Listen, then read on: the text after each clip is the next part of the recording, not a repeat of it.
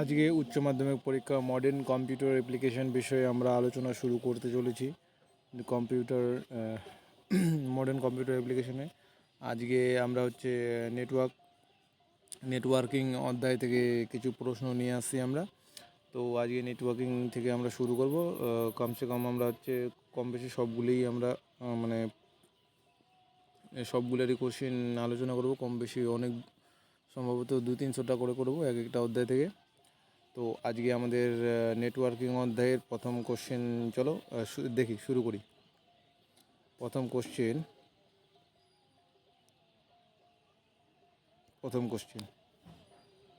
চলো প্রথম কোশ্চেন কী আছে, একাধিক কম্পিউটারকে তার এর মাধ্যম বা তারবিহীন মাধ্যমে যুক্ত করা হলে তাকে আমরা কি বলবো? তাকে আমরা বলবো হচ্ছে তাকে আমরা বলবো নেটওয়ার্কিং। কি বলবো আমরা তাকে? নেটওয়ার্কিং। দেখা গেছে, ঠিক আছে। তাকে আমরা বলবো নেটওয়ার্কিং। তারপর কি আছে, ইলেকট্রোম্যাগনেটিক ওয়েভ এর সমন্বয়ে গঠিত সিগন্যালের উদাহরণ হলো, এটি হবে ডিজিটাল সিগন্যাল। কী হবে এটি? Digital signal. এখানে কী হবে? এটি হবে ডিজিটাল সিগন্যাল, ঠিক আছে। তারপরে হচ্ছে অ্যানালগ সিগন্যালের সাধারণ বৈশিষ্ট্য কী কী? অ্যানালগ এর সিগন্যালের সাধারণ বৈশিষ্ট্য হলো অ্যাম্পলিটিউড। এখানে স্পেলিং ভুল আছে, তোমরা স্পেলিংটা দেখে নাও, কারণ গুগল অ্যাসিস্ট্যান্ট থেকে করা, এই জন্য। অ্যাম্পলিটিউড, ফেস, ফ্রিকোয়েন্সি, এই তিনটে, ঠিক আছে। তারপরে কোশ্চেন, একটি নেটওয়ার্ক দুটি কম্পিউটার এর মধ্যে ডেটা ট্রান্সমিশনকে কি বলা হয়? তাহলে এটাকে আমরা বলবো হচ্ছে নেটওয়ার্কিং বলবো। কি বলবো আমরা? এটাকে আমরা বলবো হচ্ছে নেটওয়ার্কিং বলবো, ঠিক আছে। তারপর প্রতি সেকেন্ডে কোনো সংকেতে যতগুলি ওয়েভ তৈরি করতে পারে তাকে আমরা কি বলবো? তাকে আমরা বলবো হচ্ছে ফ্রিকোয়েন্সি। কি বলবো আমরা? তাকে আমরা বলবো ফ্রিকোয়েন্সি। কি বলবো আমরা? ফ্রিকোয়েন্সি, ঠিক আছে। তারপর কোন সিগন্যালের ক্ষমতা বা তারের বিস্তারের পরিমাপ এককে আমরা কি বলবো? এটা হবে অ্যাম্পলিটিউড। কি বলবে? অ্যাম্পলিটিউড। তারপরে অ্যানালগ সিগন্যাল কোন বৈশিষ্ট্যকে ডিগ্রিতে পরিমাপ করা হয়? সেটি কি হবে? ফেজ। কি হবে? ফেজ। তারপর অ্যানালগ সিগন্যালের কোন বৈশিষ্ট্যকে হার্টজ এ পরিমাপ করা হয়? এটিরও হবে ফ্রিকোয়েন্সি। কি হবে? ফ্রিকোয়েন্সি। তারপরে অ্যানালগ সিগন্যাল এর কোন বৈশিষ্ট্য ভোল্টেজে পরিমাপ করা হয়? এটি হবে অ্যাম্পলিটিউড, ঠিক আছে।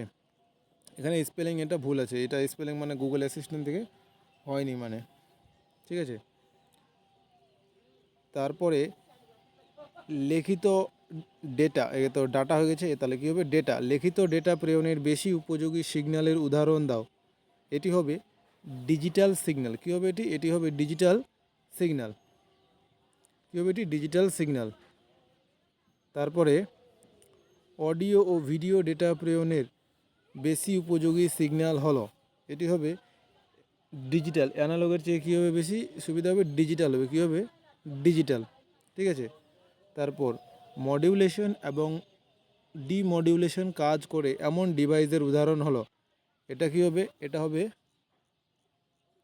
এটাকে আমরা বলবো মোডেম। কি বলবো এটাকে বলবো আমরা মোডেম, ঠিক আছে। তারপরে ফুল ডুপ্লেক্স কমিউনিকেশন এর উদাহরণ হলো, ফুল ডুপ্লেক্স। তাহলে আমরা জানি ফুল ডুপ্লেক্সের উদাহরণ হবে, এটা হবে টেলিফোন। কী হবে? টেলিফোন, ঠিক আছে। তারপরে কম্পিউটার ও ডিস এর মধ্যে যোগাযোগের পদ্ধতি কোন কমিউনিকেশন মোড এর উদাহরণ? সেটি হবে হাফ ডুপ্লেক্স। কী হবে এটি? Half duplex. তারপরে একক সময়ে একমুখী ডেটা প্রবাহকে বলা হয়, এটাও হবে হাফ ডুপ্লেক্স। এটাও কী হবে? এটাও হবে হাফ ডুপ্লেক্স, ঠিক আছে। তারপরে ওয়াকি টকিতে কথা বলা কোন কমিউনিকেশনের উদাহরণ? এটিও হবে হাফ ডুপ্লেক্স। এটিও হবে হাফ ডুপ্লেক্স, ঠিক আছে। তারপরে দূরদর্শন কিসের উদাহরণ? এটি হবে সিমপ্লেক্স মোড এর উদাহরণ। কি হবে তাহলে? দূরদর্শনও হবে সিমপ্লেক্স মোড এর উদাহরণ, ঠিক আছে। তারপরে সেলুলার ফোন কোন তরঙ্গটি ব্যবহার করে? সেলুলার ফোন কোন তরঙ্গটি ব্যবহার করে? এটাও হবে রেডিও তরঙ্গ, ঠিক আছে। তারপরে সিমপ্লেক্স মোড কি? তাহলে সিমপ্লেক্স মোড হলো ডেটা প্রবাহের ধরন। কী হবে? এটা হবে ডেটা প্রবাহের ধরন, ঠিক আছে। প্রশ্নগুলি কিন্তু খুবই একদম ইম্পর্ট্যান্ট। তারপরে তথ্য প্রেরণ কোন ধরনের প্রয়োগ? না, তাহলে কী হবে? সেন্ডার। এটা কী হবে? মানে প্রেরক এবং গ্রাহক হবে। তাহলে প্রয়োগ হবে যেখানে কী হবে? প্রেরক। মানে সেন্ডার অ্যান্ড রিসিভার মধ্যে দুটি পৃথক লাইন ব্যবহার করা হয়। দুটি পৃথক লাইন ব্যবহার করব, তাহলে এটা হবে ফুল ডুপ্লেক্স। কী হবে এটি? এটি হবে ফুল ডুপ্লেক্স, ঠিক আছে। তারপরে নেটওয়ার্ক অপারেটিং সিস্টেম এর উদাহরণ হলো, তাহলে উইন্ডোজ 10, 7 এগুলো হবে। তাহলে ইউনিক্স হবে, লিনাক্স হবে। তো ওগুলো দিয়ে নিয়ে তাহলে এখানে কী আছে? উইন্ডোজ 10 আর 7, ঠিক আছে। তারপরে P2P নেটওয়ার্ক বলতে কি বোঝায়? তাহলে হচ্ছে পেয়ার টু পেয়ার নেটওয়ার্ক। তাহলে এখানে রেপটা হয়নি, তাহলে এটা কী হবে? পেয়ার টু পেয়ার নেটওয়ার্ক, ঠিক আছে। টাইপিংয়ে মিস্টেক আছে অনেকগুলি, দেখছি আমি। Peer to peer network. তারপরে এদিকে, পেয়ার টু পেয়ার নেটওয়ার্ক এর প্রতিটি নোড কী হিসাবে কাজ করে? তাহলে এটি হবে একদিকে সার্ভার, অপর দিকে ক্লায়েন্ট হিসাবে এটি কাজ করবে, ঠিক আছে। তারপরে কি আছে? নেটওয়ার্কে সর্বাধিক শক্তিশালী কম্পিউটারকে আমরা কি বলবো? এটি বলবো আমরা হচ্ছে সার্ভার বলবো। কি বলবো এটি বলবো আমরা সার্ভার, ঠিক আছে। তারপরে একটি নির্দিষ্ট শহরে মোবাইল পরিষেবা দেওয়ার উদাহরণ হলো, এটা হবে ম্যান। তাহলে নামটা বোঝা যাচ্ছে ম্যান, মানে মেট্রোপলিটন এরিয়া নেটওয়ার্ক, ঠিক আছে। Metropolitan area network. আচ্ছা, তারপর বিশ্বব্যাপী ছড়িয়ে থাকা কম্পিউটারগুলির মধ্যে যোগসূত্র এর মাধ্যম হলো, এটি হবে ওয়েন, মানে ওয়াইড এরিয়া নেটওয়ার্ক, ঠিক আছে। তারপরে ওয়াইফাই টেকনোলজি কোন নেটওয়ার্কে ব্যবহৃত হয়? এটি হবে ম্যান, মানে মেট্রোপলিটন এরিয়া নেটওয়ার্ক, ঠিক আছে। তারপরে কি আছে? ডেটা ট্রান্সমিশন এর স্পিড মাপার জন্য কোন একক ব্যবহার করা হয়? তাহলে এটি বাইট পার সেকেন্ড। কী হবে এটা? Byte per second. এটা কী হবে? Byte per second. তারপরে একক সময়ে প্রবাহিত সিগন্যাল এর সংখ্যাকে বলা হয় কী হবে? বড রেট। কী বলা হয়? বড রেট। তারপরে আনগাইডেড মিডিয়ার উদাহরণ হলো ইনফ্রারেড লাইট।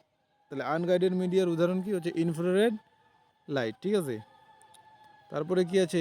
গাইডেড মিডিয়ার উদাহরণ হলো টুইস্টেড পেয়ার কেবল, কোয়েক্সিয়াল কেবল, অপটিক ফাইবার কেবল। এগুলো হলো কি গাইডেড মিডিয়ার উদাহরণ। তাহলে এখানে একটা দিচ্ছি আমি টুইস্টেড পেয়ার কেবল, ঠিক আছে।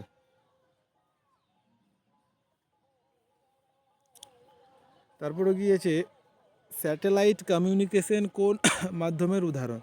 তাহলে আনগাইডেড মিডিয়া। স্যাটেলাইট তাহলে কোন মাধ্যম হবে? এটি হবে আনগাইডেড মিডিয়া, ঠিক আছে।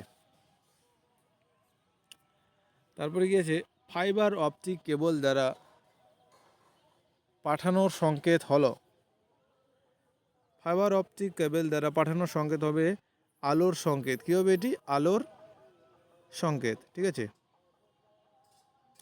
তারপর রেডিও কম্পাঙ্ক এর হার কত? তাহলে হচ্ছে 3 থেকে 300 গিগাহার্জ। কী হবে? 3 থেকে 300 গিগাহার্জ, ঠিক আছে।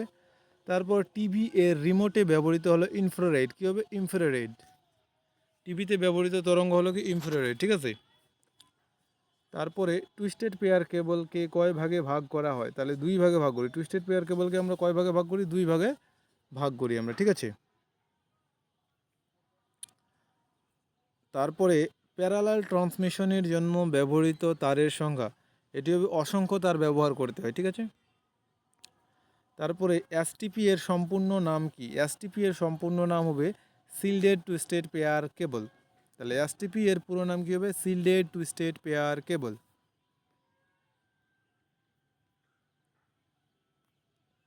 Shielded twisted pair cable. তারপরে এটা আমাদের লাস্ট কোশ্চেন, তাহলে কোন তরঙ্গর দৈর্ঘ্য কম্পাঙ্ক 1 থেকে 300 গিগাহার্জ পর্যন্ত, তাহলে এটি হবে রেডিও তরঙ্গ, মানে রেডিও ওয়েভ, কী হবে, রেডিও তরঙ্গ বা রেডিও ওয়েভ। তাহলে এটি আমাদের লাস্ট কোশ্চেন ছিল। সম্ভবত আমরা 39টি কোশ্চেন করেছি। কতগুলি কোশ্চেন করেছি, 39টি কোশ্চেন করেছি। তাহলে এইটুকু, আজকে এটুকুই। ভিডিওটি দেখার জন্য অসংখ্য ধন্যবাদ। আবার দেখা হচ্ছে আমাদের পরের ভিডিওতে।